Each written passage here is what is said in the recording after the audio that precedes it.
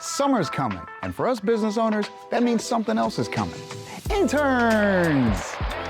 A fresh set of eager minds to mold, skill seekers to train, students ready to learn the ropes.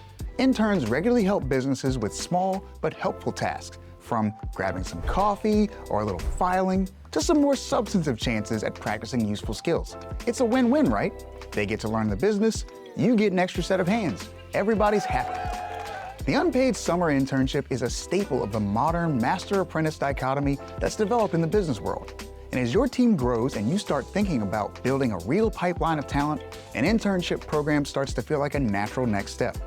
It is. But like a lot of decisions that come with growth, this one has more moving parts than you'd expect. Namely, if you structure that internship wrong, those interns might actually be employees. And if they're employees, then they're eligible for minimum wage and overtime. Whoops. Now you might be thinking, oh, this is awkward. He's confused. I hired interns. They're free. I once had an unpaid internship where I put a roof on my boss's house in July. Taught me everything I know about accounting. Well, first, I'm sorry. Your boss tricked you. Second, they tricked you because under the law, what makes something work eligible to be done without pay is not the label, a la internship. It's what the purported intern is actually doing. So before you post that internship listing, let's talk about how to do this the right way, so you're not accidentally hustling your interns or accidentally creating a surprising liability for yourself. And before we get to that, give this video a quick like and subscribe so you can hit the business topics that will hit your desk before they hit you. The question the law asks is simple. Who benefits most from this? Or, in the legal parlance, who is the primary beneficiary of this relationship? Courts use something called the Primary Beneficiary Test. It's exactly what it sounds like. They look at the economic reality of the relationship between the intern and the employer, and they ask, who's getting more out of this?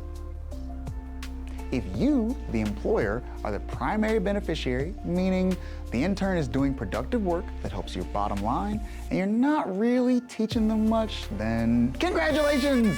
That's an employee. You gotta pay them. But if the intern is the primary beneficiary, meaning they're learning skills, getting training, building their education, and honestly, they're kind of slowing you down a little bit because you're spending time teaching, that's an internship. If you remember nothing else, remember this. A real intern should be a little bit of a burden.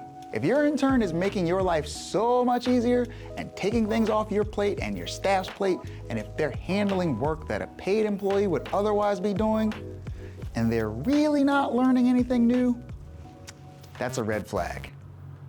Okay, so how do courts actually decide who the primary beneficiary is? There are 7 factors they look at. I'm gonna walk through them, but don't panic. This isn't a checklist where you need to hit all 7. No single factor is gonna make or break you. Courts look at the big picture. Think of these as guideposts. Quick note, when I say no single factor is determinative, I mean exactly that. Courts have described this as a flexible test. The full picture of your specific situation matters more than any single factor in isolation. That said, the more factors pointing in the yes direction, this is a real internship direction, the better off you are. Factor 1. Both sides understand there's no expectation of pay. This one's straightforward.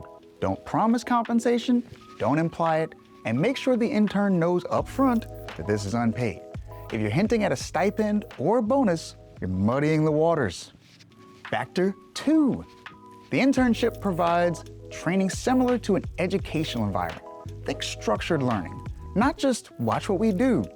If it resembles something a school might teach, hands-on training, clinical experience, structured projects, you're in good shape.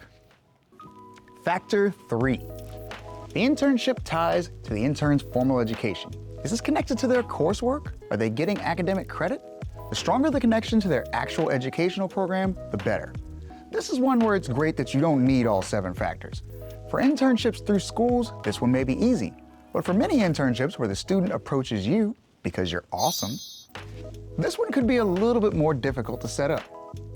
Factor 4. It accommodates the intern's academic calendar. For a summer internship, this shouldn't be an issue. But for one during the school year, be sure you're working around their school schedule. not the other way around. If you're requiring them to miss classes for your deadlines, that starts to look more like a job. Factor 5. The duration is limited to the period where the intern is actually learning. Once the educational benefit runs out, the intern should wrap up. If they've learned everything they're going to learn and you keep them around because they're useful, that's looking like employment, my friend. Factor 6. This is a big one. The intern's work complements rather than replaces the work of paid employees. Let me say that again. Complements, not replaces. Your intern should not be filling a role that you would otherwise hire someone to do. They can assist, they can learn alongside your team. But if you took the intern away and suddenly you need to hire someone, guess what? That was an employee. Factor 7. Both sides understand the internship doesn't guarantee a job at the end. The internship is its own thing. Now, an internship may always have some element of an audition where the intern feels an opportunity or pressure to impress you and earn a spot with you one day. That's not what we're talking about here. We're talking about making clear that the internship doesn't relate to any specific job opportunity.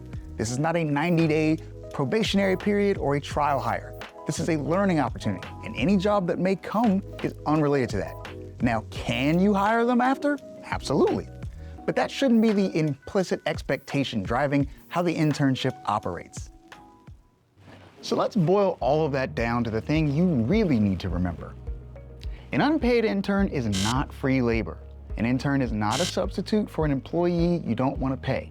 It's not the cheat code. It's not get out of paying your staff with this one simple trick.